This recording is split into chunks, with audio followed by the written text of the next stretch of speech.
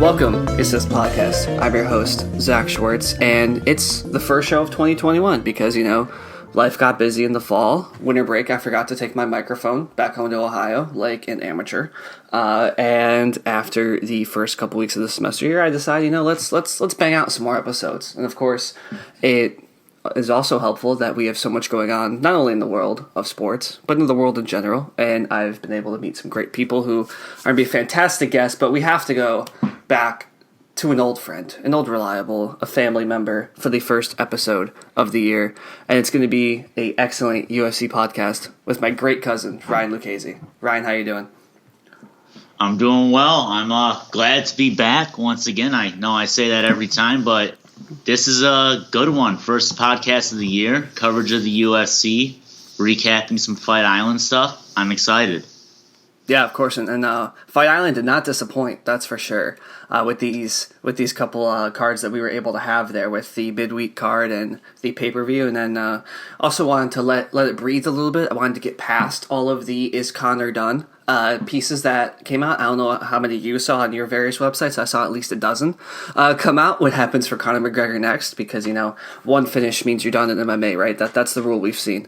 And for those of you who may not be the biggest UFC fans, it's a big sarcastic tone there, mocking people who actually get paid to do this. But irregardless, we can start there with the pay-per-view, the UFC 257. It was, I believe, I didn't look at the numbers, but I know Dana was talking to Khabib before the fights. It was tracking better than the Conor-Khabib fight because Dana desperately wants Khabib to come back, which isn't happening now. And we will talk about that as well later. I didn't see how many buys it had, but I think most people who even consider themselves a 1% fight fan saw this fight. So it's a great place to start, I think, for our coverage of 2021 UFC. I love it. Yeah, that I don't know what the numbers were myself either, but as you said, Dana did let Khabib know that it was trending better than his and McGregor's fight. I'm not sure if it ended up coming out on top like that, but either way, it was a great fight card. I know I was with 9 people watching it, and yeah, we enjoyed it. It was awesome. Yeah, according to Wikipedia, 1.6 million pay-per-views, which I feel like is probably less than what Conor ended up having. And I think there were some issues with the stream, if you recall, which is another huge issue with the ESPN Plus, which has actually been kind of a problem in general. Since the UFC took over dealing with ESPN. Actually, okay, so it was the third most for McGregor, which I imagine he has had the most. Diaz versus McGregor 2 was 1.65, and then his fight with Khabib was 2.4 million. So there you go. So third biggest pay-per-view probably ever of the UFC, I can say, because Conor's the biggest star in their history, right? And what a show for Dustin Poirier, right? I mean, I think a big thing for Poirier is that he's been fighting the sport's best of the best for the last 6-7 years, and has an interim belt, came so close to winning, not so close, but he had Khabib in the guillotine, came very close to defeating him in their unification bout. And to casuals, probably don't know who he is. Obviously, you and I have highlighted him before and talked about him, but a lot of people, I think, came into this fight thinking Conor would wipe the floor with him, right? Oh, you're absolutely correct. I just want to point out that Dustin has been one of your favorite fighters. You've been telling me since you became a fan, and here he is getting his glory. So I was happy to see him win, and I was happy for you because you also did a little meet and greet with him a few weeks back. So that has to be pretty cool knowing that you got a picture and meet the guy that beat Conor McGregor. Yeah. On top of that, yes, that was a fantastic fight. People were counting Poirier out. Conor brings the hype. He knows how to talk. He gets everybody into it. He's the reason for the large pay-per-view buys, but he's also the reason everybody thought he was going to win. He was sharing the videos. People in his camp were saying how great he was looking. He was bragging about it, and Poirier was the underdog, but he said that he likes to be that situation, and he feels people always overlook him, and that was true. I believe in the post-press conference, Dana was asked a similar question if Poirier was overlooked, and Dana said that he had to bring up Poirier in interviews and meetings because everybody was asking about Conor. So he even agreed with that statement. Yeah, 100%. That's obviously Dana being the promoter too, trying to make this the biggest fight. And I think people were probably a little surprised when the main event came on and Poirier was ranked second, the second highest contender in the lightweight division, and Conor was fourth, just because that's the perception around the superstar of Conor. I will say, though, you and I were texting either the night before or a couple nights before, and we very clearly agreed that the fight would either go one or two ways. And it did not happen in either of those ways, which is kind of hilarious. With, of course, that's how we try to predict these things. Then something else completely else happens, because I figured if Conor were going to win, it'd be in the first 2 or 3 rounds by knockout, just because Conor's power is almost unmatched at 155. And if Dustin wins, it's because Dustin ate some punches first couple rounds and then started slugging out a decision very similar to his last fight against Dan Hooker, where he pretty clearly dropped the first 2 rounds, almost got knocked out in the second round, in fact, and then came back, won the last 3 convincingly. And then Dustin goes ahead and wins by second round TKO. Yeah, exactly. That's what we were talking about. That's what everybody was talking about. I guess Conor doesn't have the stamina, people were saying, to go the 5 rounds, so that's why it would be favored towards Dustin. And Conor was supposed to be the one with the power and ended in the first 2 rounds. Obviously, no, Dustin got it. I think it was a shock to everybody. I'm not sure too many people saw that fight ending in the second round with Dustin on the winning end of it. A common thing that came out of that fight was people, and this might be just Conor fans, but like I said, it was a common sentiment that Conor didn't look correct, despite all the hype in training camp. What did you think about that type of takeaway? I thought he looked great in the beginning of the first round. He won the first round, I believe. Yep. He looked great. He nailed those shoulder hits when they were in the clinch against the cage, just like he took out Cerrone. He did the same thing here with Poirier on the shoulder hits to the face. Poirier said that he was rocked a few times, and for whatever reason, Conor didn't follow up. On some other podcasts I was listening to, they talked about how people were mocking Conor a few months ago when he had called out a lesser fight. The guy's name is escaping me right now, but Diego Sanchez. Yeah. And people said that was a BS call for him, but maybe he knows that he has some ring rust. It's been a year since he fought. He needed to start up with a little lesser competition, which you see that happen in a lot of sports. College football, D1 schools start out against D2 or lesser D1s just to get tuned up for the season. But in this sport, you don't get that option. When you're the biggest star, you got to take the biggest names. You don't get to call out somebody who's unranked, get in there and get a tune-up round. That's why you need to stay active, and you got to stay hungry. Agreed. I know there's a lot of controversy even last year, because I think Conor wanted to be booked multiple times last year, but I feel like the UFC kept holding out hope that they'd be able to get a live gate, whatever, with the pandemic. And now it's very clear that we have no clue when we're ever going to get out of this thing and be able to get the 80,000 fans, whatever, at MGM that Conor always commands, no matter what. So I think finally they booked him, but it's almost too little too late, right? Because as soon as the fight ended, he came out in the octagon and said, I want to stay active, come on. And it was almost like, obviously he's in pain, he just got knocked out, but it almost sounded sad. He's like, come on guys, like, give me fights, like, I want to fight, like, I need to fight type thing. I don't know if you picked up on that as well. Agree. He needs to fight. He needs to stay active, and he's not doing it for the money. He doesn't need that. We all know his $100 million contract to fight Mayweather, plus his Proper 12 company. Dude's loaded, but he loves the fight game, and hopefully he still wants to continue, and he was genuine about that. As far as him calling out Khabib last year, that is true, but they were probably waiting for the live gate, like you said, and now that we know that's not going to happen, they'd be more inclined to put them together. But they weren't ready at that time to host this type of fight. Yeah. So that's why it didn't get going. But, I don't know what's to come with Conor. However, what I do know is that what we've been talking about and what's happened over the past 3-4 years in the UFC is those calf kicks. Yeah. And those are what defeated Conor. Let's talk about those, because we love those calf kicks. I know that. We've highlighted them on here before, and I just don't think... I know I'm more of a recent student, so I feel like my MMA experience has always been with calf kicks, 'cause, for obviously the people know, I really got into the UFC over the quarantine, right before they started things back up with Gaethje versus Tony Ferguson, of course.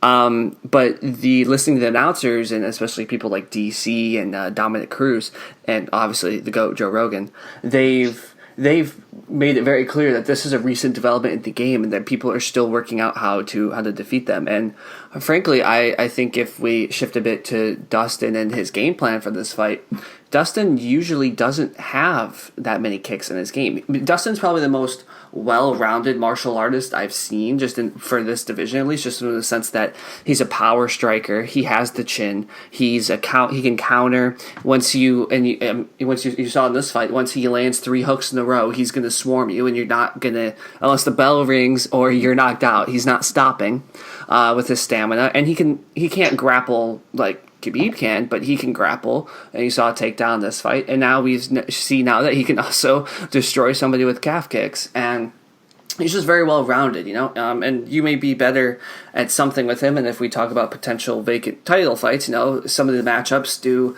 as a fan of his, concern me just because of what we've seen from him before in certain matchups. I think you know who I'm hinting at, but. Once again, sorry, I took it to the Dustin point of view, but just the calf kicks, finally, I hope people understand that these things are destructive, because you can't throw any power off of that leg then, and for Conor, that was debilitating in the end. Absolutely. You saw Conor comes out with that wide stance, as he always does, and I thought he was checking them at first. And about 2 kicks after I said that, I realized he wasn't checking them too well. And you could see the swelling on his leg starting to happen. And that was kind of a turning point. Conor, in one of his interviews, he said he heard Poirier's coach say that was a good one, referring to a calf kick. And Conor thought to himself, God damn it, that was a good one. And reading that comment, I just had to chuckle. At least Conor admits that too. He was humble with it, and it's got to be defeating in there when you hear the other corner's coach say that was it, and you, as the opponent, know, yeah, that could very well do it. And Conor lost all his power after that, and Poirier capitalized. It was great to watch. I will say, Poirier needed those to start hitting in the first round too, because I don't know if you remember, I saw it a couple days afterwards too to reinforce this in my mind. Dustin almost got knocked out in round 1. There was this pseudo uppercut hook that Conor threw, and you see Dustin take 2 steps back, and afterwards I believe he said, he's like, yeah, that almost knocked me out, not gonna lie. And I was just like, okay, that's good. That's a good setup. I believe it was his right hand. I don't think it was Conor's vaunted left hand either. So those calf kicks really came in clutch, because they removed Conor's base very early. By the second round, Dustin was able to pounce on him there.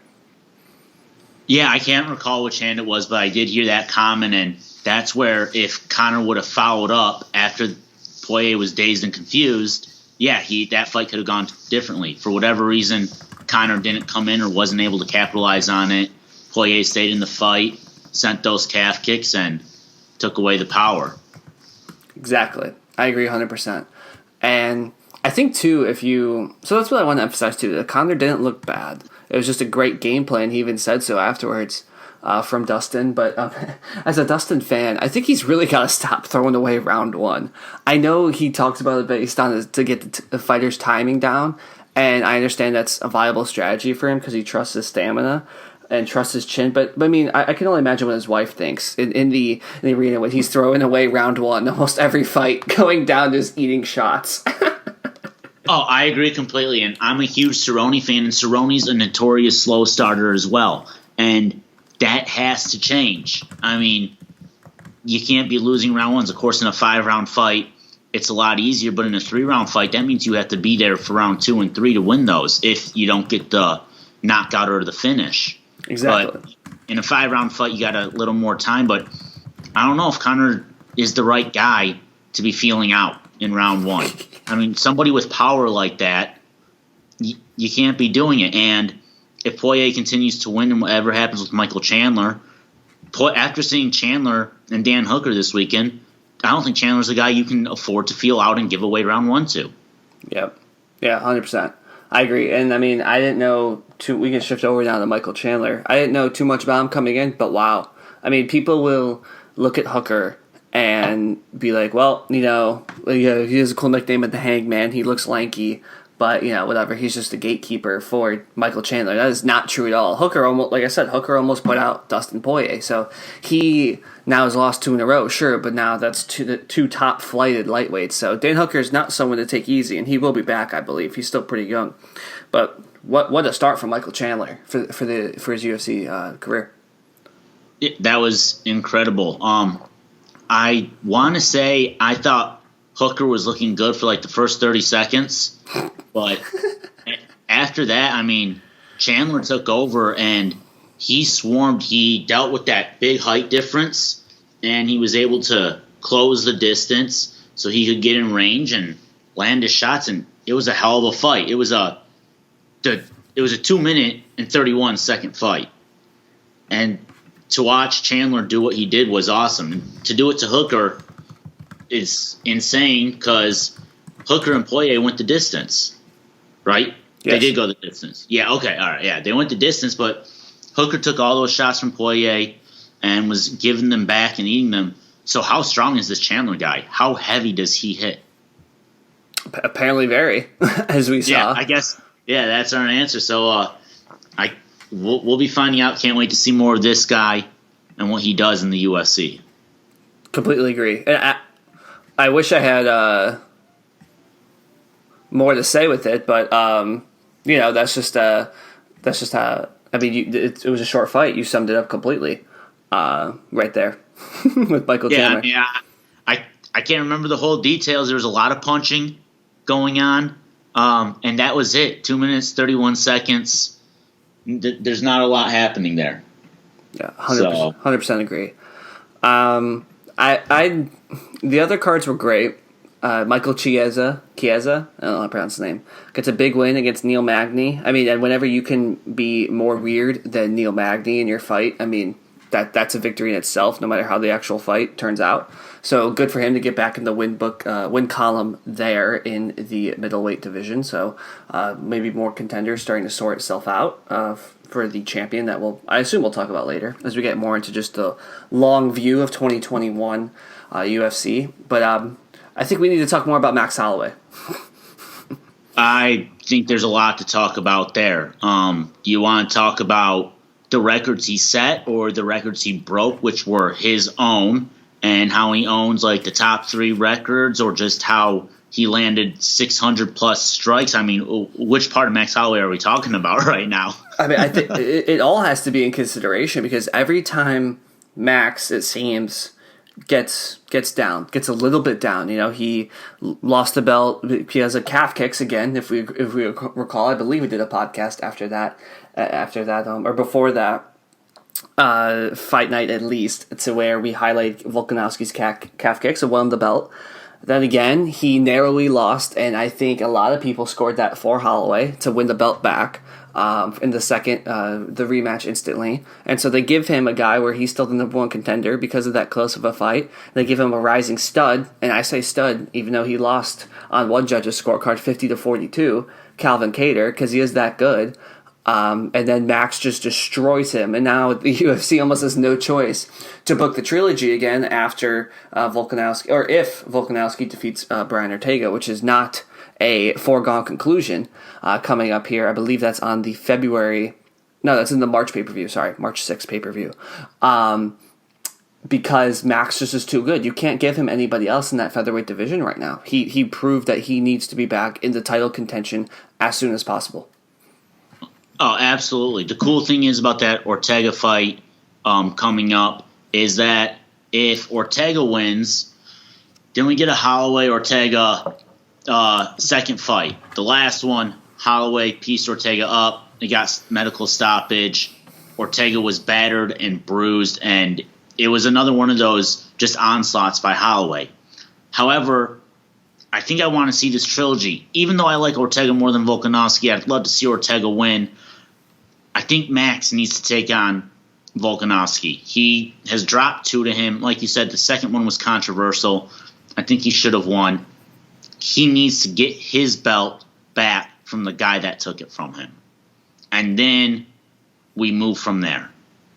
Yeah, I don't want to I don't want to see Ortega lose, but I'd almost rather see the trilogy happen first. Yep. I think I agree with you.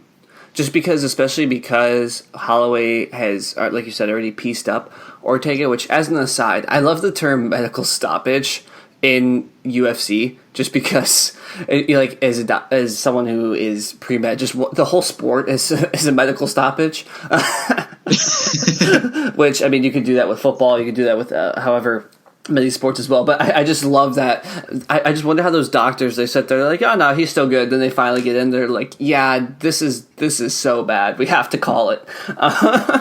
Yeah, if his eye's the size of a clementine, it's okay, but if it's an orange, that's too much swelling at that point. Which one do you see it? All right, so it's like your, the medical stoppage. What was that? Sorry, it's like your boy Cowboy the one time when he was fighting Tony Ferguson and his eye was completely shut. He's like, no, I want to go. I can see. Yep, he's like, no, the only thing you're seeing is the inside of your eyelid. Don't even try to pull that fast for us. Sorry to cut you off. I had to share that tidbit for people that don't know exactly what we're talking about, but please continue.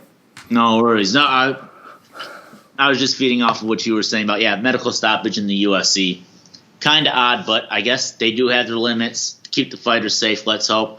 I mean, there was argument, could you have stopped the Holloway fight versus Kattar? He was taking so much damage, and how many times is he going to get hit in the head before it's just irreversible? Yeah. But he's a tough guy, and the thing is, he kept throwing punches back. He didn't stop. And I heard something funny, like on another podcast they were discussing throwing the towel in. You think a whole corner and a fighter from Boston are going to throw a towel in?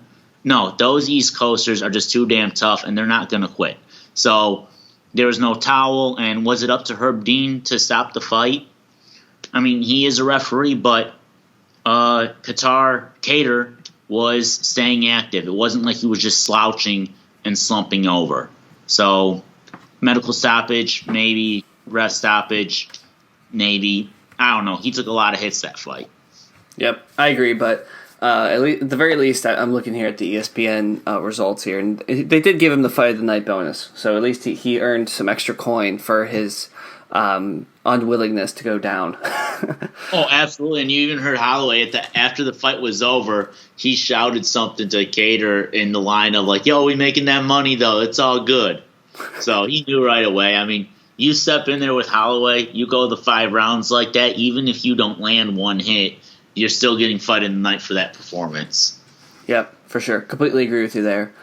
So I want to kind of shift gears, though, to some fights we have announced. Right now, there's been confirmed cards going all the way through March right now, late March, with, I believe, if I'm looking correctly, 3 more pay-per-views coming up before the end of March. So March is a double-dipper month for the UFC, which is fantastic. I will not argue. Correct. But in February, at least, we have 4 fight cards coming up. The next one on Saturday, because this will be coming out on Monday, is headlined by Alistair Overeem, the immortal Alistair Overeem, and Alexander Volkov, with the co-main being Corey Sandhagen against Frankie Edgar, which frankly could be its own headliner. We have the UFC 258 the week after that, with finally the matchup between Usman and Gilbert Burns we've been waiting for. Kevin Gastelum's on that card, Pedro Munez in the bantamweight division as well. And then week after that, we have Curtis Blades and Derek Lewis in a fight that was delayed, I believe, from the previous year because of COVID, so that'll finally take place there. Which of those are you most intrigued by coming up in February? And then we'll get to March in a second. Oh, well, if it's February, it's going to be the Usman Burns. Yeah. Hands down. But I would like to take that one out really quick and just, as far as the fight cards go, I'm excited for the Alistair fight. I want to see him win. Because things are getting nice up in the heavyweight division with John Jones moving up, Stipe and Ngannou fighting. I want to see Alistair win over Volkov and get his name back in that mix a little bit. Then you got the bantamweights, and bantamweights are starting to show up. They're becoming an exciting division as well. I love Frankie Edgar. However, I see Sandhagen winning this fight. Edgar's, I don't know. You love the guy. He's got the most minutes in the octagon, but I think he's on his way out, kind of, and Sandhagen is just coming up like a freight train. And then another bantamweight fight is Cody Stamann and Andre Ewell. That'll be a good one to look out for. So, the bantamweights are getting active on the first card in February. I like to see that. As for that second card, that's the Usman-Burns one. Like I said, that's the fight I'm looking forward to most. They used to train together. They know each other a little bit. Usman definitely will have the wrestling edge, but Burns is his jiu-jitsu is unbelievable, which could help negate that. Then it comes down to the striking aspect of it. We've seen Burns striking. It's pretty good.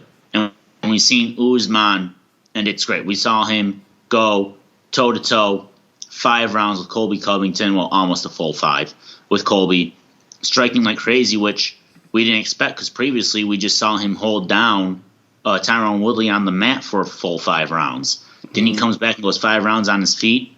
This fight is exciting to watch. Yep, I agree 100%. So, and Overeem has been very clear about the fact that this is his last big run in heavyweight. You know, he's not going to be around here forever. He's currently the 5th ranked contender, coming in on a two fight win streak here against Volkov, who's ranked below him. So who knows? I mean, the Blades-Lewis fight is coming up too, like I mentioned. So maybe he gets the winner of that, and to see for a contender, who knows? Rosenstruck's still up there, and obviously we'll talk about Nagano here in a minute with the March fights. So who knows? Everyone loves the Reem, you know. So it'd be interesting to see how far he can take that last great run. But I mean, we highlight Usman Burns. I agree with you 100%. I know a lot of fans, a lot of my friends got into the pay-per-view when he had to fight Masvidal when Masvidal took that fight on short notice, and it was kind of a slog of a fight. And they're like, well, Usman's a terrible champion, foot stomping, whatever, blah, blah, blah. And I said, no, you don't understand. Go watch the tape of his fight against Colby Covington. I was like, the reason he's not doing this is because he knows his grappling is so good. He doesn't need to, he doesn't want to strike with Masvidal when that's all Masvidal wants to do is strike. So, and he's very well respected. And when he was matched up against someone like Colby, whose wrestling is just as good, if not better, Usman sat there and threw, and he knocked him out. He put him out. And so it's going to be interesting with Burns, obviously. I believe Burns is a jiu-jitsu black belt, right? I could be wrong. No, you're correct on that. The Burns brothers, that family's all jiu-jitsu and black belts. So I will guarantee you that if you watched the Usman-Masvidal fight last summer and you were disappointed by Usman, you will not be in this fight. Sure, there's going to be groundwork. There always is in these type of title fights. But Usman's going to come out and throw. 100% guarantee. Put that money on there, though. All right, guaranteeing it. This should be a good one then. Lock it up. I like that, and we'll see who's got the better striking then. That would be a fun one to see. Burns seems to have the power. Usman has the velocity. Burns says his cardio is great. We know Usman's cardio is great. Yeah. It's going to be exciting. That's for sure. I need like a lock it up sound or something like that. I need some sounds, I think, to insert in here. I think that's why this hasn't taken off yet. Is that I need some more. I need to hire a producer to work on that, but we'll look into that. We'll get that for our lock-in picks. There should be a nice little sound behind it. I agree. 100%. I'll look into it. So March right now, based on the ESPN schedule, they only have 3 cards confirmed. I assume the March 20th will have one, but maybe not because it's before the second pay-per-view of the month there. So sometimes in life things just happen and the stars all align and you just have great days, right? Well, I think for us, fight fans, March 6th is going to be a great day because there's 3 fights confirmed for UFC 259, and they are 3 title fights. Again, just like the one last summer, actually, we were just talking about with Usman. It starts off with Peter Yan, or Piotr, I don't know the Russian pronunciation. Piotr, there we go, versus Aljamain Sterling. A fight that's been long rumored. Sterling was saying that Yan, I believe, was ducking him. He's not. It's confirmed here. Amanda Nunes will be defending her featherweight crown again against Megan Anderson. And then off of, I believe, 2 title defenses. Yeah, 2 title defenses. Israel Adesanya is already moving up to challenge Jan Blachowicz, the Polish Hammer, at light heavyweight to try to be another double champ.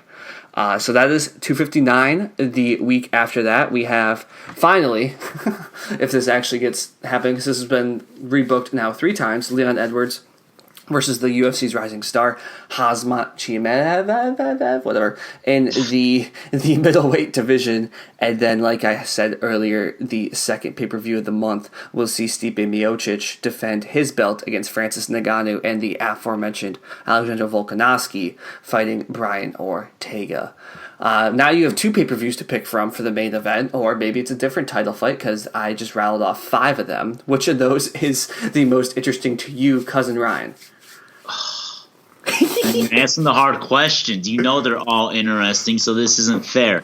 If I had to choose, I mean, all right. The Israel one versus Jan is definitely interesting. Israel's great. He's awesome. I'm interested to see what he does in the heavyweight title bout. In the heavyweight division, I should say. That's a different class. Light heavyweight. Light heavyweight. I'm sorry. Yeah, No, in the light heavyweight. It's a different class, different strength. But we saw in his last fight, he doesn't care about the opponent's strength. He's got the pinpoint accuracy. He's got the speed. This is just what's going to prevail in that fight. So that'll be exciting. It's going to be speed versus strength. I hope Izzy takes it. I like Jan, but I want to see Izzy take it. He's got that smaller frame, just a skinny-looking dude. It'd be nice to see him take out another big man like he did in his last fight. Then, in the women's featherweight title bout, you have Amanda Nunes, the Lioness, versus Megan Anderson. My buddy told me about Megan when she was still in Invicta, so I've been a fan of hers since she started her UFC run. I hope she wins. Amanda Nunes, I don't really know that.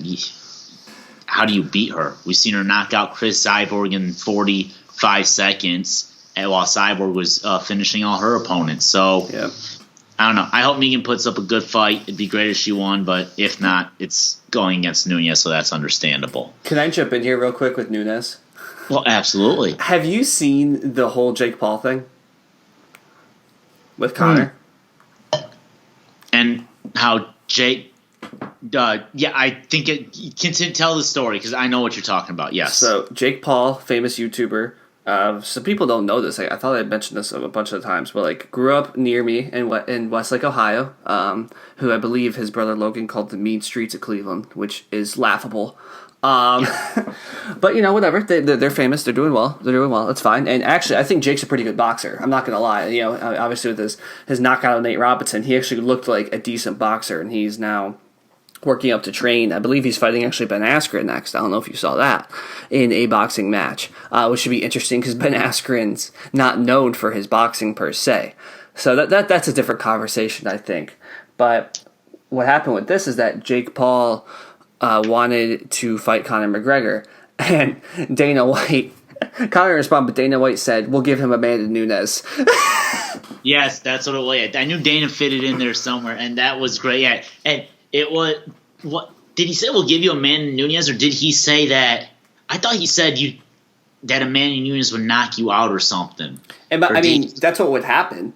100%. Yeah, because I cannot emphasize to people how good Nunes is, and I think you just look at the women's fight game. She's double belt champ, has no real competition at featherweight. After Anderson, I'm not sure who else is left at featherweight because the UFC doesn't even post rankings for the division because Nunes just cleans everybody out there.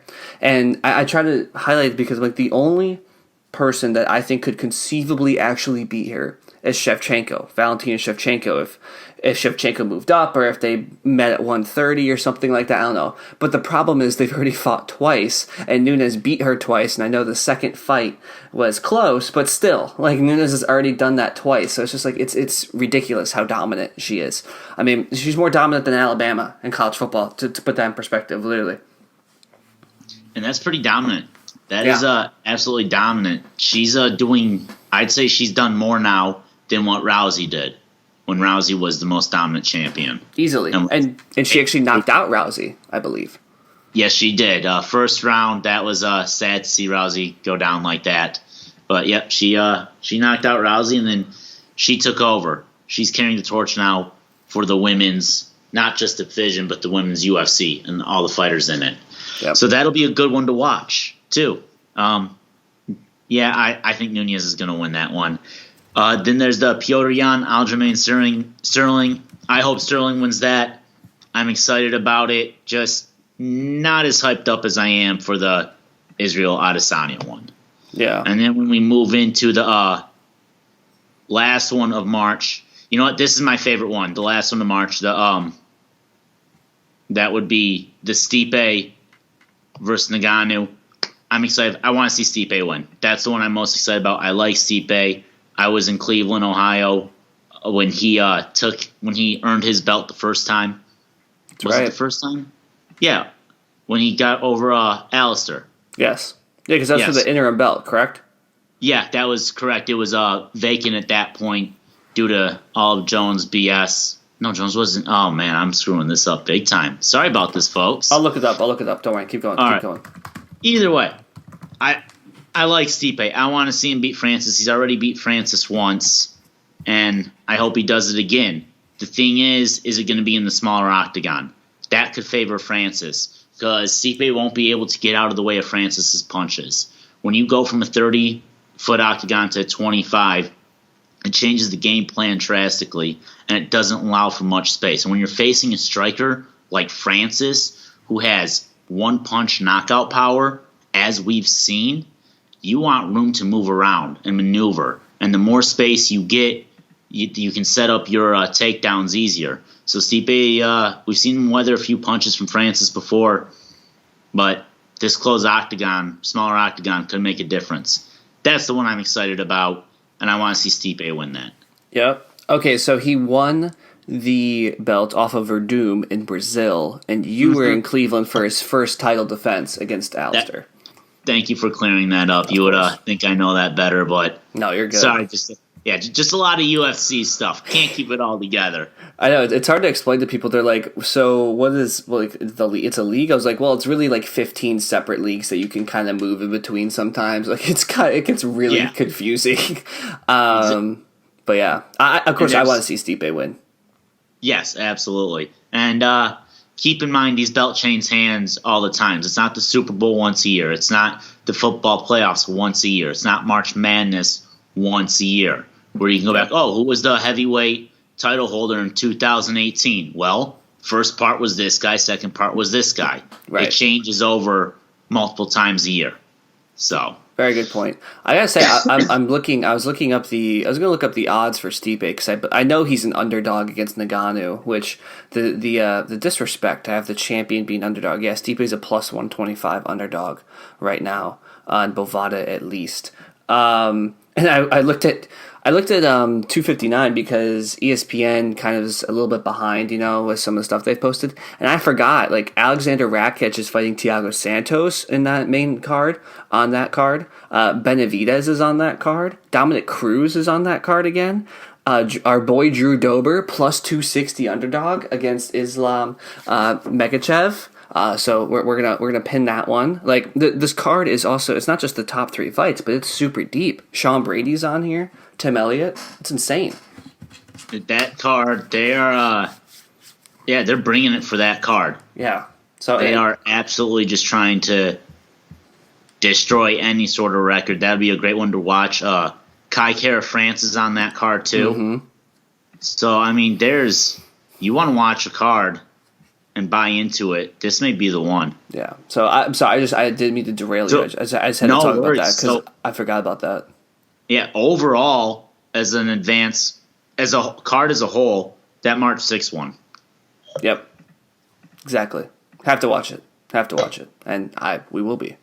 That's for sure. So, I'll be watching. Yeah. Now with that March 6th card, I know when I have my friends over and we're watching it, they bring the ladies over. Mm. A lot of times they're ready to go home before the card even starts. The main card starts at 10. And typically, last until between 12:30 and 1. However, there's 3 5-rounders on this card. This could very well go until 1:30 or 2 if they each go all 5 rounds. Easy. So if you have a significant other that's not completely into the fights, you may just want to leave them at home because you don't want to be distracted and getting nagged while we're watching Megan Anderson fight Nunez and Adesanya taking the belt from Blachowicz. That would just be a shame. Yep, I'm with you there, and I actually ran into this situation for the Conor fight. You know, buddy was coming over, and I know his girlfriend. She's super chill. She's fun to hang out with. You know, but he was like, she goes to bed at midnight. So what time do we think? I was like, I would be stunned if Conor starts before midnight. And of course, we even had finishes in, I believe, almost every fight of the main card, and it still didn't start until 12:15ish maybe. Yeah, that was the earliest possible.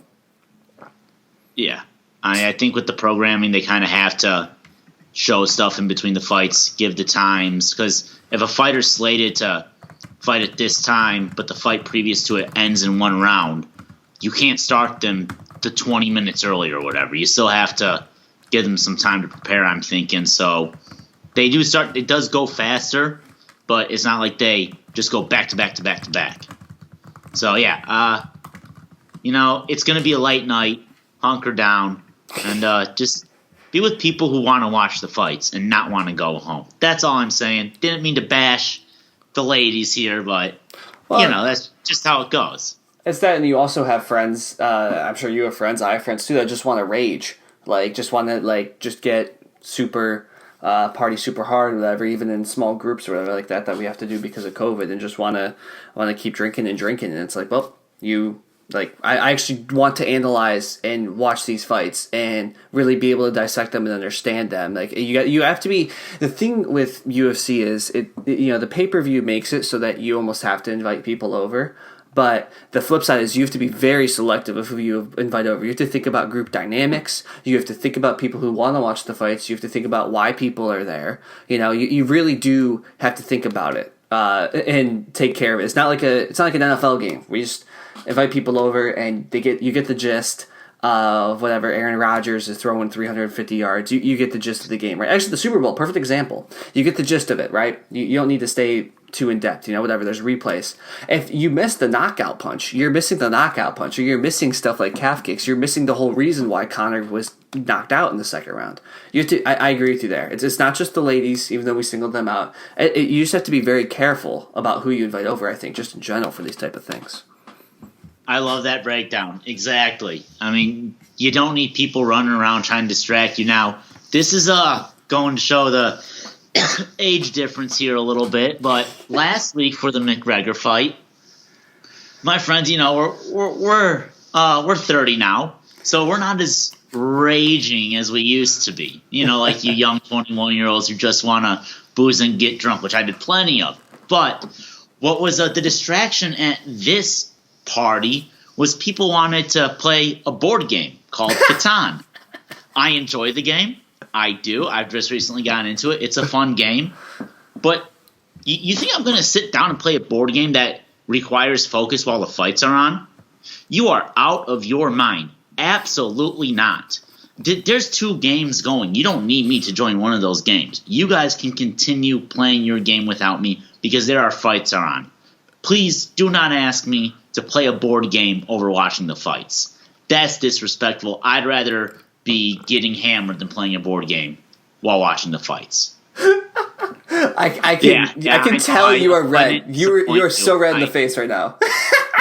Dude, I'm sorry. I know, cousin here, big partier and everything. I hope I didn't disappoint you with while we're playing board games now. No, so not at all. I mean, I think I'm more advanced in that same idea. Anyway, we play a lot of games too, whatever, and then make it a bit more fun. But yeah, I understand completely. It's just put it away, put that away. I'm not playing poker. I'm not playing euchre. Yeah. I'm watching the fights. Exactly. That's what I'm doing. That's what I'm there for. I didn't pay the $69.99 so I can roll some damn dice. Yep. All right?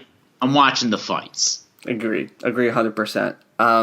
So for the last 15, 20 minutes here, I kind of want to just talk about some bigger topics that could be happening in UFC type of thing. And I kind of want to start here. I gave you no preparation for this because I didn't think of what I wanted to do until now. But I think that we have some really deep divisions right now, and I kind of want to see who you think will be champion by the end of the year in some of these divisions. All right, where there's multiple fights lined up and stuff like that. And to be honest, I don't know. We could run through most of the.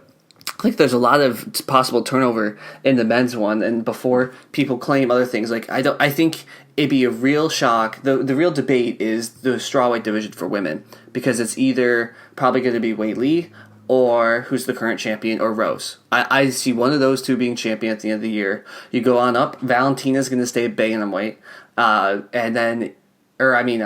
flyweight. Sorry, and then Nunes is going to be bantamweight and featherweight, and I don't really see those changing. So I don't think we need to discuss that too much. We can get into a Wei Li Rose conversation once they finally book that fight. But am I sensible there? Whereas in most men's divisions, there's 5 different people who are lining up for the belt. Men's division, yes. What I will say is, going back to earlier about that Nunes fight, I'm hoping Megan swaps it out and gets the belt. But no, it's more than likely Amanda holds on to it. And yeah, the best one with the most chance to change would be the strawweight with Zhang Weili and Rose Namajunas. I agree with that. Hopefully Rose gets that back. But if we go in the men's, if we look at the flyweight, I see it staying with Figueiredo for now. However, we just had Alex Perez, Brandon Royval. They're coming up. Brandon Moreno. Yeah. Those guys, I don't know. No, Figueiredo's going to keep it. He's flyweight champion coming into the year. The only wild card, because I was going to say, with flyweight, it's most likely going to be Figueiredo. The only one that puts a little bit of a wrench into that one potentially is Cody Garbrandt. Because if you recall, he was supposed to come down and fight for that last pay-per-view, I believe, but then he got injured or had COVID and had longer symptoms than most people do and dealt with it for a while, and then affected his weight cut. Oh, he's been messed up. I heard him out. He was on a podcast. He had more than just COVID. He had kidney or liver issues. He was pissing blood at one point. Yeah, that's a kidney issue. Without it, and they had they couldn't diagnose him, and this went on for a year or something, that he was messed up. And as he was getting better, then he got COVID and everything. But yes, if he comes down, that changes it. So he could very well become the flyweight champion if he comes down, but if he doesn't, Figueiredo retains it. Yeah, so yeah, I'll stick with Figueiredo there as well. Bantamweight. A bantamweight. We are. I'm gonna go Sterling. Sterling's gonna win in this upcoming fight against Petr Yan. After that, we've already seen him beat Sandhagen once, even though Sandhagen did not have a good performance that night. But I think he just has that mental edge, knowing that he has won one previous time, and he'll remain champion at bantamweight. That will be Aljamain Sterling. How much would you kill me if I said Dillashaw? I don't actually think he would be. I think it would just be hilarious if he came back and won, because his suspension's over now, correct? TJ Dillashaw is? Suspension's over come February, I believe. Okay. The Lance Armstrong of the UFC. Right. Exactly. Come back. He's good. He's got the skills, but he'll still have to earn his way up. And even if he does come back, he won't earn the shot. Maybe 2022, but not 2021. Yeah. I think I have the UFC rankings pulled up now to make sure I'm considering everybody. It's either Sterling or Yan, right? I don't even, because the next one up from there is either Sandhagen or Garbrandt. I don't know. Garbrandt's just intriguing to me because he looks so good, but if he's really struggling with that many issues, that I'll go with Yan, but I'll say because he wins a rematch with Sterling. I'll go with that. Okay. I like the Garbrandt idea, but once again, I'm kind of just counting Garbrandt out because we don't know what's happening with him, really. And especially because... Sorry. Yeah, I was just saying, if he decides to go down or not, I don't know what's happening. He is definitely in the mix in both those divisions, but I'm just going to kind of put his name off to the side right now. Right. And especially because his very impressive performance last summer was against, I can't say his name, Rafael Ansejo, I believe. But both him and Marlon Moraes have dropped numerous spots since then in the bantamweight division. So how impressive was that victory? Still not the most sure, right? So, but that's where I'm at with that one. This is where I tell people 145 to 170 is just so intriguing to me, and I love 185 too. But I mean, it seems like Adesanya is going to be the kingpin of that for 10 years. So featherweight. What do we think here? This is what we were touching on earlier with the featherweight, and I see it being Max Holloway. We're gonna have the title fight coming up between Volkanovski and Ortega. Whoever wins that, Holloway gets that winner and to fight for the belt then, and Holloway takes his belt back. He's gonna earn his belt, and he'll retain it. And end of 2021, he's champion for the featherweight division. Yep, I completely agree with you. I don't think it matters who, if it's Ortega, if it's Volkanovski. If Max is that Max again, it doesn't matter. He's putting anybody out, other than Calvin Kattar, apparently. So that's where I'm at with you. I completely agree with you there. We agree a lot here. Lightweight, which for some reason still has Khabib as the champion picture. I don't understand. Dana's holding on so hard. He's the dad who can't leave the daughter at college right now. Like he's leaving. Khabib's done unless you book him against in a non-title fight against George St. Pierre, which would be incredible. He's done. He's out. Let him go. Right? Hey, Dana's still working on it. That's a huge money fight, and he's champion. He's still showing on here because he hasn't relinquished the belt yet. And I mean, he just defended the belt a few months ago. So yeah, this Conor Poirier fight, this would have been to see who takes on the champion. So technically, he's still, once he relinquishes the belt, if he, let's say, assuming he doesn't come back because it's looking that way, Poirier Gaethje, is that a fight to make? They're Khabib's two most recent victims, and I think they should get to fight for it. I know Charles Oliveira's in the mix. Him versus Poirier would be huge, but I know, and he worked over Tony Ferguson recently. However, Poirier and Gaethje, they're the two last fighters to fight the champion, so they deserve the champion. So they deserve the belt or a chance at it, and we just saw that Conor doesn't deserve that chance right now. Yeah. So. This is the messiest division to sort out. I mean, you know that picture, that meme from It's Always Sunny in Philadelphia? I haven't actually watched the show. I just know the meme. Where the guy, whatever the character is, he goes crazy and then he has like the conspiracy theory on the board. Yes. Yeah. That's the lightweight division right now with these top six. Like, it's so hard to figure out. I don't understand. So much going on. It's just ridiculous how much movement there is, how much it goes, like what can happen. What I did like in the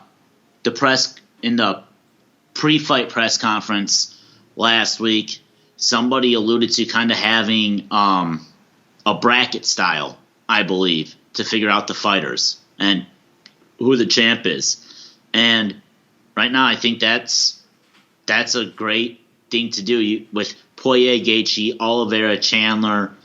Keep Ferguson and McGregor in the mix. Yeah, I would put Iaquinta up in that.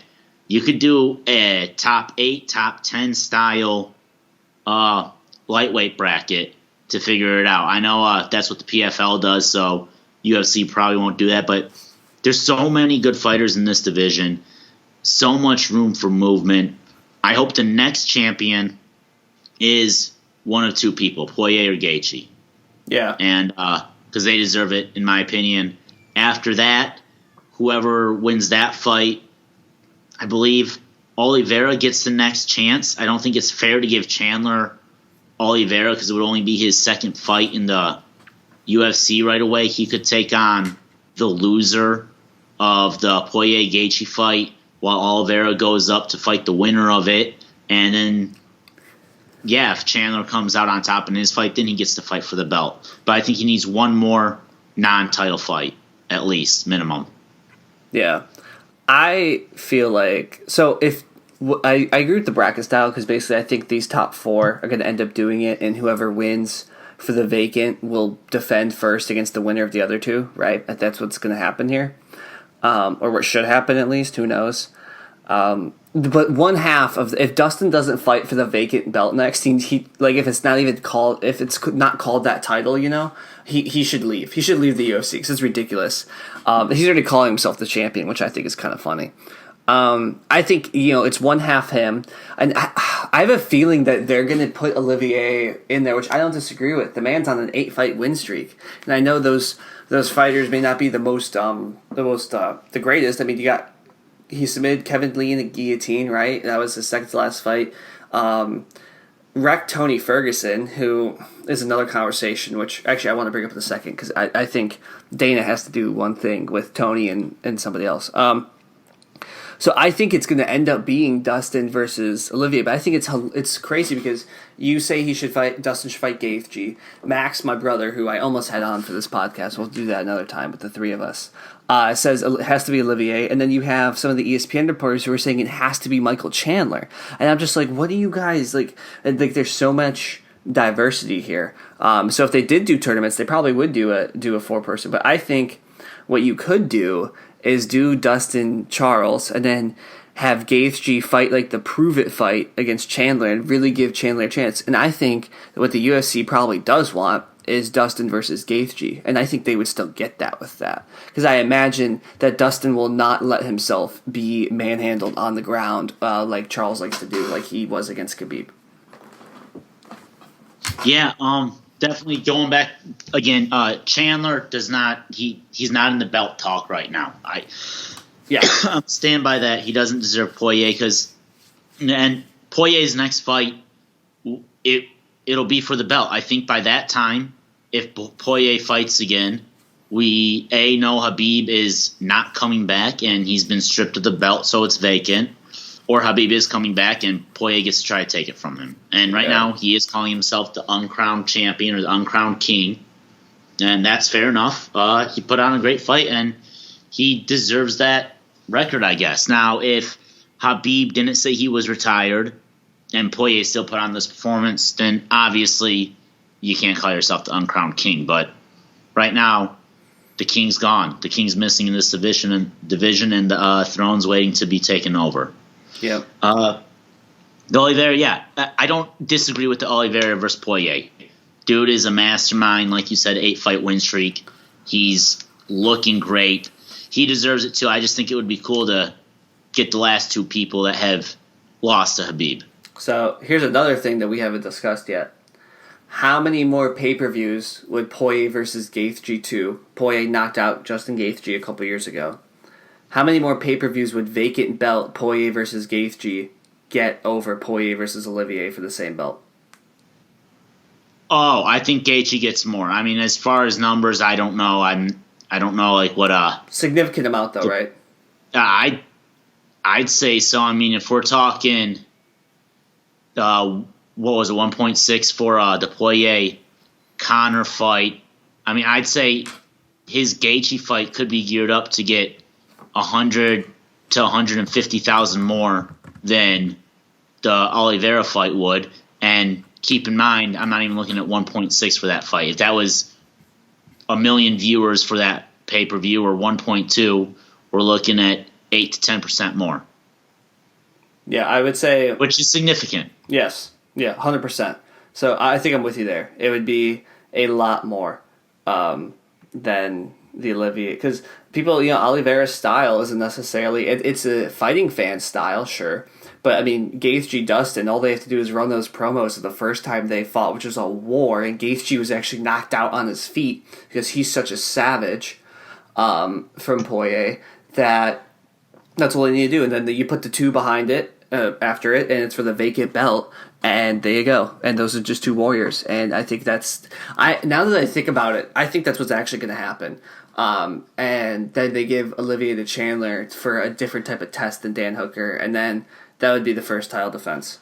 for that. And now that I think about it with the way Dana thinks, because that's the reason Khabib is still on this picture, right? I know he hasn't relinquished it yet, but Dana also hasn't stripped it of him because there's been times where Dana has stripped fighters pretty quickly after this type of behavior, and he doesn't want to do it with Khabib yet because he sees the money, and I think he will see the money with Dustin and Justin over Dustin and Charles, right? That's my guess. Yeah, the money's on Dustin and Justin, I'd say, and yeah, no, he hasn't. Khabib doesn't deserve to be stripped. It would be, it would be dishonest to do to Khabib for how respectful he's been to the UFC and what he's done for them. I mean, the reason why him and McGregor broke 2 million is because everybody in Dagestan wanted to watch him fight. That's why it broke the 2 million. He's great for the company. He doesn't get into bullshit outside of it. I think keeping him with his belt for now is good, but the next fight, there has to be a decision made. It's either him coming back or he's stripped. And I think I don't think that's out of line. I don't think he would see that as being out of line either. He knows what he said, and he even said he doesn't intend on holding up the division. So he got to see the fights this weekend. From what I've heard, he doesn't sound too impressed. When he was speaking with Dana, Dana's gone on the record and said that Khabib was like, I'm levels above these guys. Yep. So I don't think he has any interest in it. And it would be a mutual vacancy of the belt. It wouldn't be so much Dana stripping it and taking it away as Khabib just setting it down and walking away from it, being retired.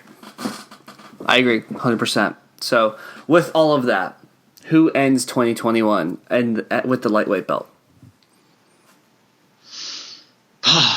This is rough. This is tough. This is the deepest division.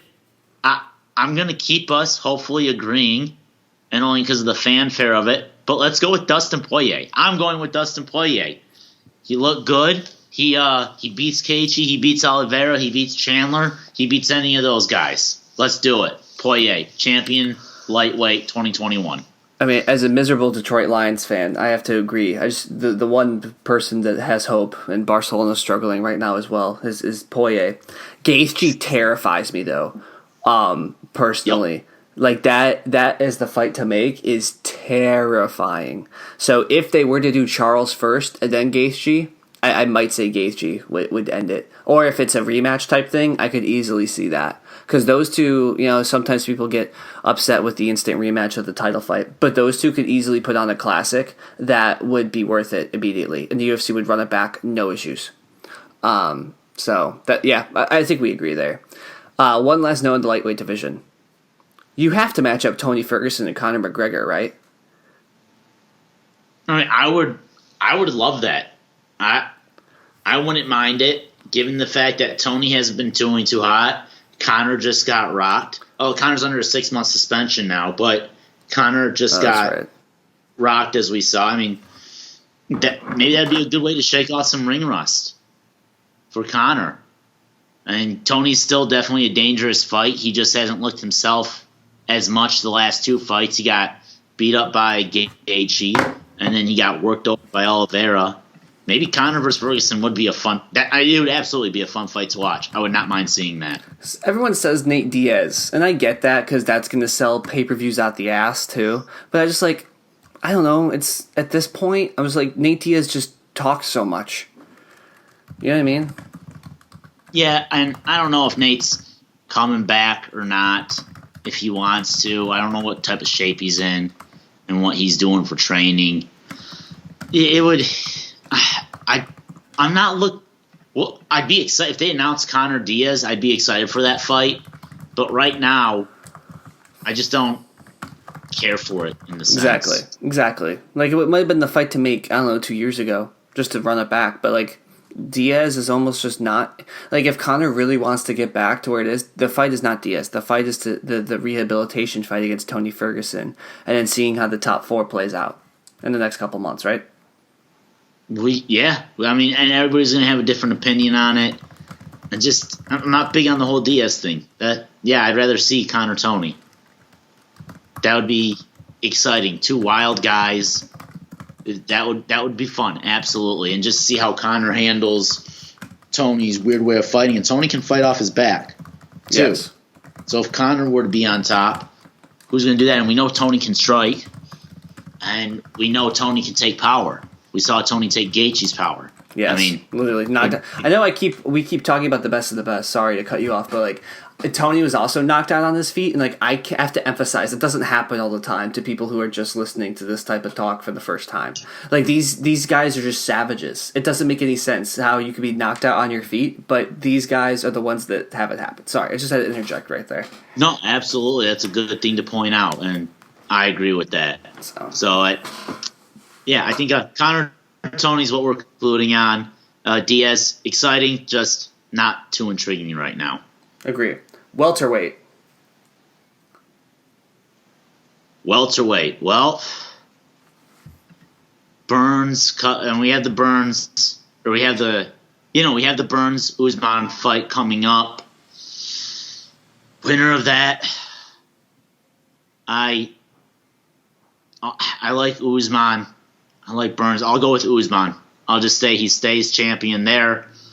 But there's a lot of talk about Leon Edwards. If he can get everything going again, get back fighting, and just stay healthy, not have any visa issues, whatever's been holding him back, I hope we would be seeing Leon versus Usman by the end of the year, and one of those two guys. Yeah, I agree. I feel like that's the fight to make almost in it'll be in November or so. Because Leon's next, right? I think Colby's done a great job, but I think first of all, the Colby Jorge Masvidal, once again, flashing money in front of Dana White. And for why we're mentioning money so much, I'm sorry, this sport is not like the NFL. The UFC is a promoter. This is how it works. It's a weird concept. We might even could get into that at another time. We don't have time in this podcast. But to explain it to some of the people, if people are interested in actually understanding how this stuff works, because we have rankings, but they're not ranking. The rankings aren't always followed, that type of deal. But I agree with you. I think if Usman gets past Edwards, and I mean, what indication is he giving us other than taking some absolute stunners in the Colby fight and surviving, that Usman can be put out by somebody? I don't have any yet. I haven't seen it yet. No, there's none. Usman is a tough man to put out, as we've seen. I don't think anybody would do it. Watching Chiesa come through, that's cool. We just saw him in his last fight we talked about earlier. In the beginning, he had a Wednesday fight. He's a different animal at this weight class. Yeah, 100%. So it's fun to see him at 55. He'll be a talking point. I just don't know if he's going to be a championship talking point in 2021. I think he called out Covington there. There's a lot of good fights for him there. I'd be happy to see him take on anybody, but I think it's Burns, Usman. Leon Edwards gets the win in his next fight coming up, and then Edwards takes on the winner of Usman Burns. Yeah, agree with you 100%. So I'll go with Edwards. Edwards has Edwards has the belt 20. All right. Gosh darn it, I keep backtracking. If Burns beats Usman somehow, Edwards ends up beating Burns for the belt. Yeah. If Usman beats Burns, Edwards beats Usman for the belt. Ooh, that's the hottest take you had in this podcast. I like it. God, that's risky business, but I'm a gambler. I like doing it, so I'm putting it out there. I'm manifesting it right now, putting it into the universe. There we go. Now you're going to look up the future odds on that, too, and then see, and then you're going to get yourself in trouble. Love it. Okay, I think we can do these two together, at least if that portrays my answer here, for the middleweight, light heavyweight divisions, that it does. I mean, once again... You both end the same person being champion? I mean, I just made the argument with Usman that, I haven't seen that much to say what else would happen. Now, there's one person in the middleweight division that I think would be really interesting for Adesanya, who he beat, but it was so close years ago, and he's only gotten better. And that's Marvin Vettori, who is really intriguing. Of course, Adesanya has an unblemished record. He's knocked out Robert Whittaker. He's knocked out Paulo Costa, among other people, honestly, Calvin Gastelum, to win the interim belt however long ago. Holland's really good, but I don't think Holland will fight for the title. Kevin Holland, he's ranked 10th right now. I don't think he'll get up there by the end of the year. I could see that in early 2022 maybe, because he's been he's so good. He's insane too. I just don't think he'll get there yet in the middleweight division. So Vittori's there, which is really interesting. I don't know if they've booked him against his next fight yet. I know Whitaker's fighting Paulo, which, I mean, Whitaker's looked good, but we've seen that before, and I think Izzy's only gotten better since that fight. And I look at the light heavyweight division, and it's not deep. I mean, there's great fighters in here, sure, but compared to the middleweight division, it's just not that deep. I think Rakic is someone to watch in that division, right? Thiago Santos, obviously, and he's fighting Rakic soon, so that'll be a really interesting fight. Unless, I think the winner of one of those fights, maybe, after Izzy takes the belt from Jan, and that's no disrespect to Jan, but, like, I just think Adesanya's on a different planet in terms of striking ability. And we've seen that play out against different style of fighters, right? So yeah, we didn't know how he would face against a big brute, frankly, which is what Paulo Costa is. He's going to go in, trust his chin, and try to smash you. And he tried that. Didn't work. Izzy pieced him up. So I think Izzy finishes as, I don't know what number double champ it would be. It's less than 5, right? I know Conor was the first to do it a couple years ago. We've had Nunes since. And I'm blanking on a couple. DC did it, that's right. So he would either be Izzy finishes as the 4th or the 5th double champ, is what you're saying. Yes. All right, I'm gonna back you up on that. I wish Izzy wasn't moving up because I'd like to see. I think Glover's getting ripped off. Teixeira deserves the light heavyweight shot against Jan. Agreed. With how good he's doing, and he's 41 or 43, whatever it may be. However, he's not getting that shot right now. Does that mean if Izzy wins, does Glover get a shot at Izzy, or are they going to run it back with Jan? I don't know. But middleweight for sure, Izzy. I don't think although Marvin called it out, I'd like to see. I like Izzy, but I'd like to see the Italian guy take it over and win the middleweight, but I don't see that happening. Kevin Holland fought 5 times in 2020. He took advantage of COVID and the lack of fighters, and he won his fights, outstanding fashion. But I see he is still only ranked 10th. So he's got some big names coming up ahead of him that he could really propel himself come 2022 and put him in a spot to take on the middleweight champion, which will probably be Izzy at that point. As far as the light heavyweight, yeah, I'll take Izzy's precision over Jan's power. Yeah. And let's get. I'm not trying to disrespect it. I just look at light heavyweight, and I see why John Jones moved up. I mean, Reyes is dangerous to him. Santos is dangerous to him. Yeah, but I look at, like in the middleweight division, for instance, we have Holland at 10. We have Edmund. I'm not going to try to pronounce his last name, but another up and comer at 12. Even like Ian Heinisch. And I look here, and I see Jamal Hill up there at 15, and like Ryan Spann at 13. But it's just not the same. It's just not the same depth, in my opinion. So. I think, you know what else I think? I was going to run this by you, and we're coming up to close to time here. But it's a weird time for Izzy to move up, right, in his career. I wonder if Dana, with Jan winning, because I think they probably, if you're looking at it from the UFC's perspective, Reyes is a more remarkable star because he had almost beaten John Jones. People knew his name. I wonder if Dana was like, hey, Izzy, move up now. Because it doesn't make, he's only had 2 defenses at middleweight. So I wonder if that's what it is. I don't know. I don't know if Dana did or didn't have a hand on it. I can't account for that. I don't know. I think Izzy just feels that he cleaned out the middleweight division, like even working his way up, even though it's only been 2 defenses, just working his way up, he had to go through everybody, and he's just looking for a tougher test. And this is it. I mean, even before this, he was talking to Jones about doing a fight at light heavyweight, I believe. Yeah. Now, obviously, we never got that. I feel Glover's getting kind of ripped off here, not getting a shot. 100%. So 100%. Hopefully, I think after this, the winner of Izzy Jan, Glover gets a shot at the belt then. And he's looking really good right now, but I think Izzy's going to look better. He 100% deserves it. I agree with you there. Our last one here to close out the show. There's some complications here too, I think, with this top 5 especially. There's a lot. And someone who's not in the top 5 right now, who presumably will be soon. Heavyweight. Well, Miocic beats Ngannou. There, I'm calling that. Miocic beats Ngannou, retains his belt.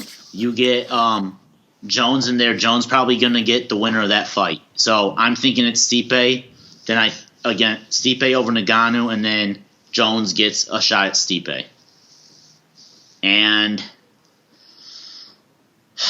Jones beats Stipe. Oh, you're so sad in your voice. I would say it would be the most John Jones thing ever to come back and win the heavyweight title, just when everyone once again counts him out. Well, I would love to see him lose. I would absolutely love to see Stipe beat him, but Jones, he's in the GOAT talk of UFC. Easy. He's 100%. One of the 4. Yeah. And I don't know. If Stipe were to do that, if Stipe were to beat Jones, that would be incredible. Stipe is definitely one of the most decorative heavyweight champions around, most title defenses and everything as far as heavyweights go. But Jones is just so damn good. And he's looking like a beast right now. He's been doing a lot of strength training, powerlifting style. Yeah. I think most people know who John Jones is. And for most of his antics, though, however, and I emphasize to people, I'm like, John Jones has never lost. People have said that some decisions could have gone against him. And that's true. Yep.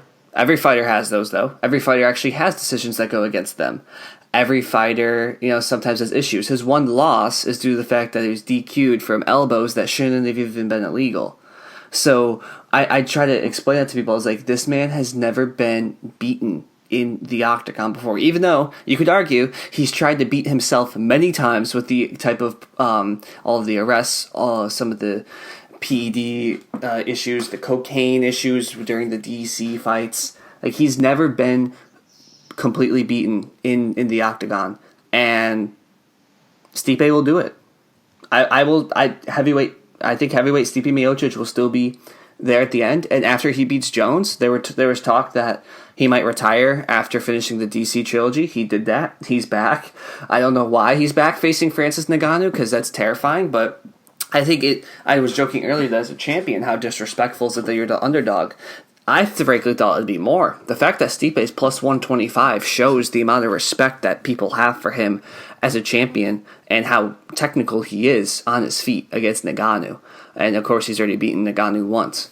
So, but once you get past Ngannou and John Jones, is he going to fight Curtis Blades? Is he really going to fight someone like Derek Lewis, depending on who wins that fight, or Rosenstruck? He might, but maybe why? But if you beat John Jones, what else do you need to do?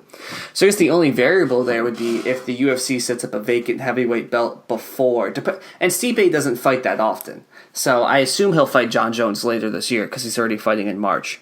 So I don't know. Maybe he relinquishes the belt immediately, and they set something up the next month. That's a possibility, because I just don't think we're going to see 2022 unless he's rematching with Jones for some reason. I don't know if Stipe is still going to be in the UFC, right? Because I believe he's 38 now. So I don't think that's crazy for me to say, right? Correct. Yeah. If Stipe beats Ngannou, that helps cement his legacy, because not many people beat Ngannou. Not many people are going to get the chance to beat Ngannou twice. Exactly. Stipe will be the only guy to ever do it. And that just helps defend his legacy, especially that he has that one blemish in his title defenses against Cormier. So this will help add to the redemption. And then, then he takes the Jones fight. Win or lose, that's it for him. Yep. Okay. Yeah, I'm with you there. But I think Stipe will do it. So I love that. I love that call, and I want it to happen. I will 100% back it up. I will be betting on Stipe if he takes on Jones, hoping he's the underdog for a little more cash money. You know what I'm saying? Yep, of course. And, I would love to see him beat him. Jones is just so good, but I like your optimism. Just trust the process. Trust the process, right?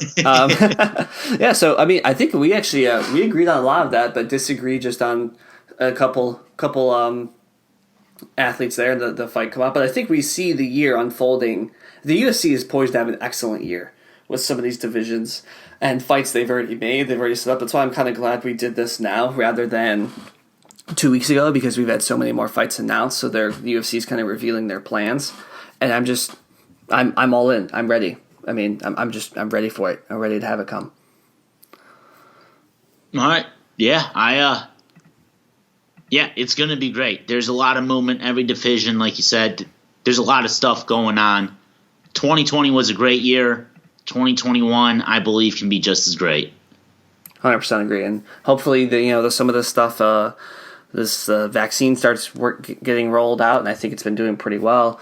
We start to get a better grip on this pandemic from that standpoint, and who knows? Maybe we can. Maybe we'll be able to attend one of these in person. So, but I need to save my first UFC experience to be with you. That's 100% true. So I will not be going to any in Florida. That's for sure, unless you're visiting. All right, well, we'll make something happen. Yeah, so let's get these in-person events back, and let's get you to your live one. That'd be a good 2021 goal if possible. Yeah, so wear your damn mask, people, so I can attend a UFC live event. Mask on, everybody. We need to get back to the UFC. Let's go now. Yep. All right, Ryan. Love this. This will be the first event this year. Thank you for coming on. Thank you for having me. I enjoyed it.